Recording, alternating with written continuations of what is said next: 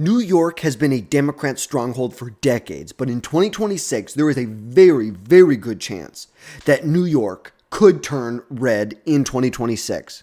In the 2022 gubernatorial race, it was the closest election in nearly 30 years. Now, granted, a Republican hasn't won in the state in almost 25 years now. But with shift in voter trends and really change in political landscape in the state, Republicans are eyeing a historic upset in the state. So today we are going to be diving into how Republicans can flip the state of New York in 2026. We'll be looking at the 2022 governor's race, the 24 presidential election, and House races from 2022. So let's jump into it. So in 2022, the Democrat, Kathy Hochul, how would you say this? She became the governor of New York after Andrew Cuomo resigned. And in 2022, she had to run for re-election. And she faced off against a popular Republican. He was a representative at the time, Lee Zeldin, and turned out to be an extremely tight race.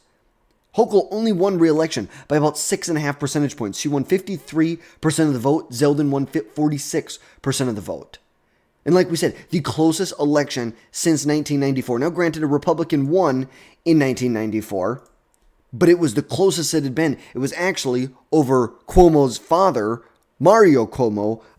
George Pataki won this election. Obviously, was a very popular governor. Last time he won was in 2002, won 16% of the vote. But after that, you had Eliot Spitzer won by like 40% of the vote. But even as recent as the 2018 election, Andrew Cuomo won almost 24% of the vote here. 24% of the vote. Fast forward 4 years, and you're telling me this margin has been cut by like 70%? And don't get me wrong, Zeldin outperformed expectations. He won key suburban areas like Nassau County. And we can see this right here. And actually what we will do, let's jump over to the presidential side, because that's how we can see Nassau County right here. Remember, Biden won this by 9 points. Hillary won this by 6 points. Biden by almost 10. Trump flipped it to by 4 points in 2024. Look at this down here. Now, he didn't, let's see, where do we have it? Zeldin won it by 10 points. 10 points. Remember, this was a D plus 10 in 2020, and Zeldin wins it by 10 points. Look at this. Suffolk County.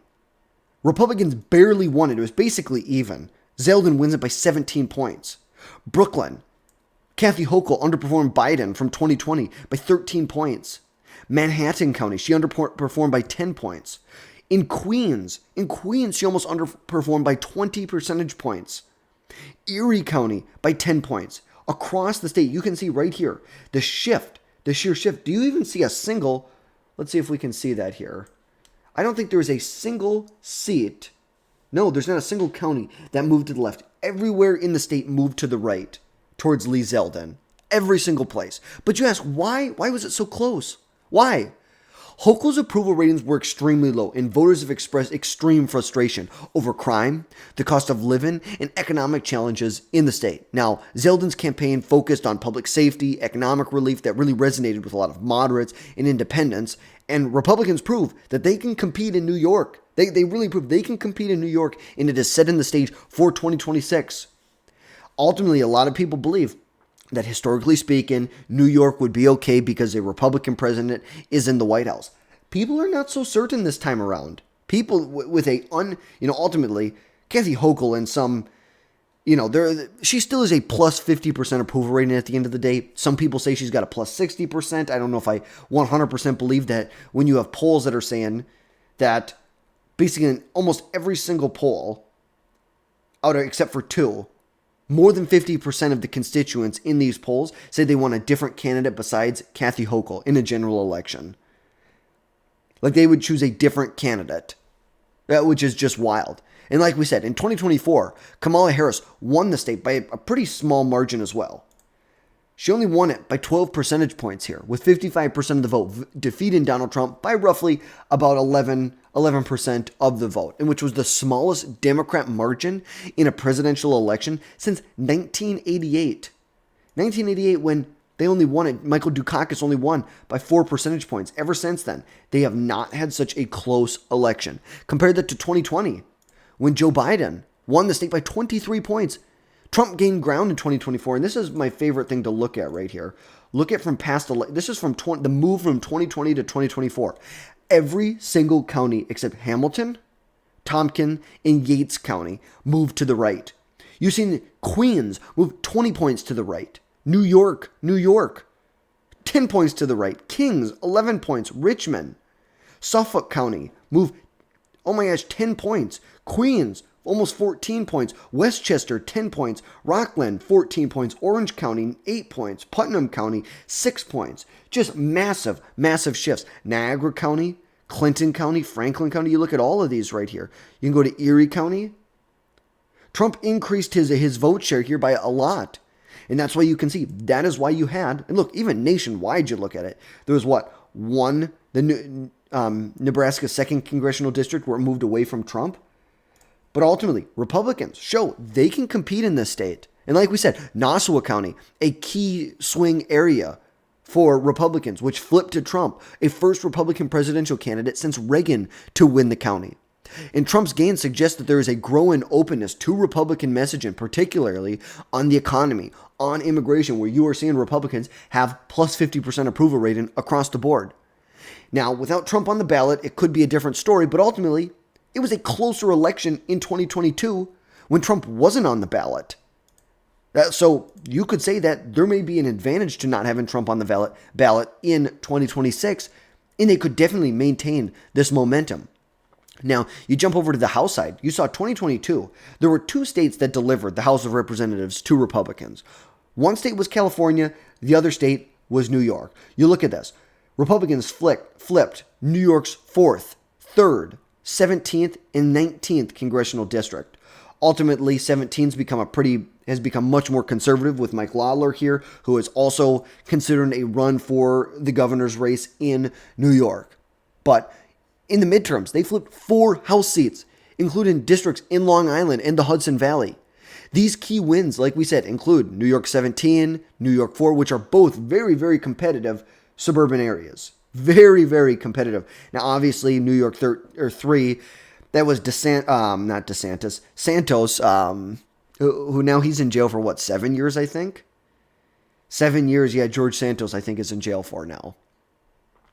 But fast forward to 2024, Democrats flipped 3 of these seats back, but Republicans still held their overall gains, showing that there is strength in these swing districts. You look here. Obviously, there was redistricting, so you can't really 100% judge these, but obviously, these were much larger victories than what you're seeing right here in New York's 3rd and 4th. Very, very big victories. Or I should say, they were blunted by Republican gains in these areas. And these results just highlight New York's battleground status, with suburban voters increasingly open to the Republican Party in the state. And hopefully this will carry over to 2026, especially if the Republicans field a strong gubernatorial candidate, someone like Elise Stefanik, someone like a Mike Lawler. I think those 2 would be very, very good candidates in this race. And recent polling shows that Kathy Hochul's approval rating is at record lows, with 60% of voters statewide roughly saying that it's time for someone new. And a May 2025 poll here shows Elise Stefanik within a point of Kathy Hochul. A point that is within striking distance. You're within an inch. This is within the margin of error, which granted, can it go both ways? Absolutely. But still, 60% of voters want someone different, but still, in the Democrat primary, you're seeing Kathy Hochul, which kind of embarrassing. Only in 2 polls does she have 50% approval or support. That's kind of a big deal. You're going to tell me that she's barely cracking 50%. You're an incumbent. You should be cracking 60 or 70% here. Like 51%, 52% is the highest you're going to get. Now, obviously, she will win the primary. These other 2 people who are looking to run in this race, the lieutenant governor and Representative Richie Torres, they trail so far behind her that they don't really have a shot. But Republican voters are energized by this, with potential candidates like we said, Mike Lawler, Lee Zeldin, potentially a Elise Stefanik running, and they have especially candidates with a moderate appeal, name recognition statewide, which are gaining a lot of buzz right now. And polls suggest that voters are frustrated with crime, with housing costs, with taxes, issues that Republicans have been capitalizing on. Now, New York's Democrat base has been slipping now for several reasons. Her approval rating of Hochul's has tanked since 2022 due to controversies and perceived mishandlings of issues like crime, like congestion pricing. Trump's gains in Latino communities and suburban areas show Democrats losing ground with key voting blocks. Like, if you're a Democrat and you're looking at a presidential race right here, this is unacceptable. You're telling me Queens, the Bronx, New York, Bronx, this is where AOC is from, and it shifted 21 points. 21 points to the right, the county did. That is just insane. It is insane. And leaders from unions like the New York City District Council of Carpenters, there's many union leaders that worry about Hochul's vulnerability, citing there's a serious lack of enthusiasm for her. And with high taxes, high inflation, housing crisis that are pushing moderates and independents towards Republicans, now Democrats will still benefit from New York's blue lean. That's just the nature of the state. But results from 24 and 2022 show that it is a close call and it is within striking distance, 100% within striking distance. It's like it is low approval of Democrats, economic woes, and shift in voter priorities. It really can sum everything up here. And Republicans have a real shot in 2026. I'm not going to sit here and say it's going to be easy, that it's going to be a gimme. Absolutely not. They're going to have to fight hard. It's going to be a tough election, but they have a shot. Recruit a strong candidate, someone like a Mike Lawler. But then you have to think about it. You take someone like a Mike Lawler, who's from the 17th congressional district. Okay, this was a Democrat stronghold before. Remember, this whole area right here, it was kind of encompassed between 17 and 18. Okay, Sean Patrick Maloney went in by what? 12 points here. And then you have, I don't even know how to say his first name, Representative Jones winning by roughly 24 points here. So this could be a Democrat stronghold. Like, let's not kid ourselves here. Mike Lawler is a popular candidate here who barely won in 22, barely won here. But he was one of the four Republicans who flipped seats in 22 who held on in 24. But that's something you have to think about. Maybe Elise Stefanik, you see that she's already polling better here.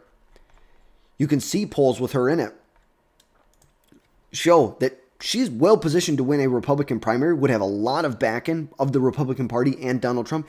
And in early polls, she's within striking distance, 100% within striking distance. And you're seeing Kathy Hochul in these polls, really her ceiling is, 46%? Not very high for an incumbent candidate. Not very high at all. But Republicans need to focus on suburban swing voters, maintain the momentum from 22 and 24, and avoid alienated moderates with really any extreme rhetoric. And deliver these salt deductions will be huge, something huge that Republicans will be able to run on in 26 in California, in New York.